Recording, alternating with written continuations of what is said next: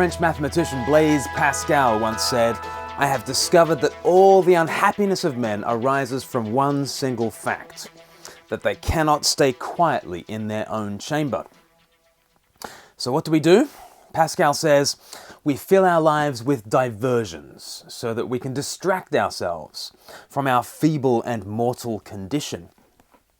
In other words, we humans are a restless bunch. We don't like to stay put. We're no good in our own company, and so we seek out distractions and change. The married want to be single. The single want to be married. One worker wants to be free of work. The unemployed man just wants a job. We are forever looking ahead and thinking, if only, or backwards and thinking, those were the days. We find it almost impossible to settle in the here and now. The Christians living in Corinth were no different. Paul wrote his first letter to them, and their restlessness comes across in nearly every page. In chapter 7 of the letter, Paul addresses their problem, and his overwhelming message is, stay put. Because the Corinthians were anything but content. In verses 1 to 5, we read about married people who didn't want to act married. In verses 10 to 16, we read about those who are married to unbelievers, and they didn't want to stick with their spouses. In verses 6 to 9 and verses 25 to 40, we read about single people who didn't want to be single anymore. In verses 20 to 24, we read about slaves who didn't want to remain in their duties. And in verses 17 to 19, we even read about the uncircumcised who wanted to become circumcised, and the circumcised who wanted to become uncircumcised. I mean, how restless do you need to be to want to alter your circumstances at that level? But Paul, his message is emphatic. Stay put, he says.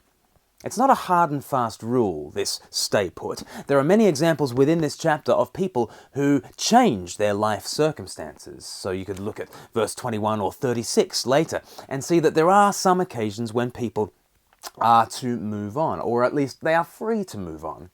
But as a rule of thumb, Paul says throughout this chapter, stay put, stay where God has you. He has 3 reasons for this. First, he says, remember your calling.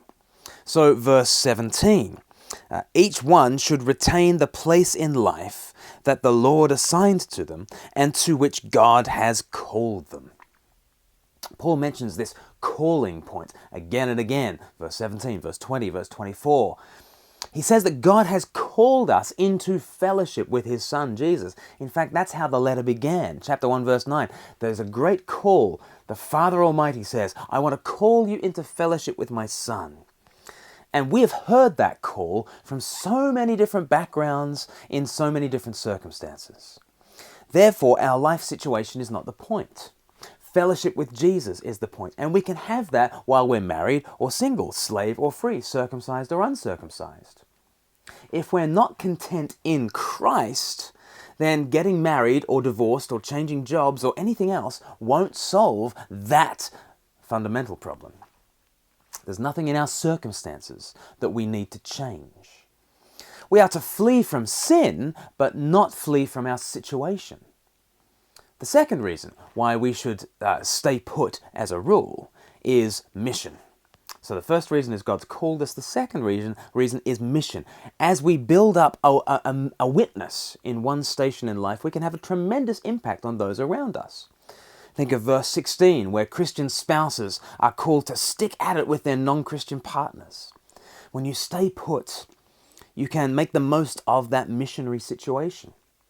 So stay put because you're called, stay put because of wisdom, but stay put finally because the time is short. So verse 29, what I mean, brothers, is that the time is short. From now on, those who have wives should live as though they had none. Those who mourn, as if they had not. Those who are happy, as if they were not. Those who buy something, as if it were not theirs to keep. Those who use the things of this world, as if not engrossed in them. For this world, in its present form, is passing away. Paul is not advocating here the abandonment of our marital and other duties. In fact, he does the very opposite in this chapter. Stick with your marriage, stick with your job and all that. So the time is short does not mean abandon all your earthly callings and just live it up or do something weird. What he's saying is, The time is short, so don't live for your marriage. Don't live for the idea of getting married. Don't live for your job, and don't live for your kids. Don't live for that relationship. Don't live for that achievement or that possession or that feeling. Live for that day when everything you've lost will be more than made up for, and when everyone you love will meet Jesus. Live for that day, because the time is short. When we hear that phrase, the time is short, we usually think, yikes, I better run around and get as many experiences as I can. The time is short. But if we're thinking like that, we're imagining that our time to live is running out. That is the exact opposite of what Paul's saying. Our time to live is not running out. The time is short, and then at the end of that time, we will really live. Not long now, and we will inherit immortal bodies. Chapter 15 will tell us all about that in 1 Corinthians. Not long now, and we will explore a glorious new creation. We will be released from every burden and labor. We will enjoy the ultimate marriage with Christ forever. Not long now, until life really begins.